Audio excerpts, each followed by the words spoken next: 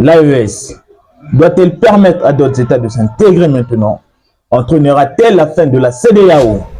Depuis la création de l'Alliance des États du Sahel, on constate sa montée en puissance et une stabilité dans son cadre politique, militaire et économique. Après l'annonce du Tchad à vouloir s'intégrer dans cette alliance, récemment, le Togo a montré son désir par le biais de son ministre des Affaires étrangères, Robert Dussi, qui s'est exprimé sur ce sujet, incluant une possibilité de rejoindre cette alliance, d'où il pense que la décision finale revient au président Faure Gnassingbé. Par contre, cette intégration peut-elle affaiblir l'AES? Le départ du Togo aura-t-il d'impact sur la CEDEAO? Le Togo étant un acteur majeur économique pour la CEDEAO, a récemment annoncé son désir de vouloir intégrer l'AES. Mais son entrée peut entraver le but de cette alliance, car ces États du Sahel se partagent entre eux une histoire commune, des enjeux similaires différents du Togo. La situation géographique de ces pays peut favoriser par contre une coopération militaire et économique mettant en avant la sécurité du pays et favorisant ainsi la libre circulation des marchandises en provenance du Togo par l'intérim de la mer. L'AES, pour l'instant, doit se concentrer sur ses problèmes fondamentaux,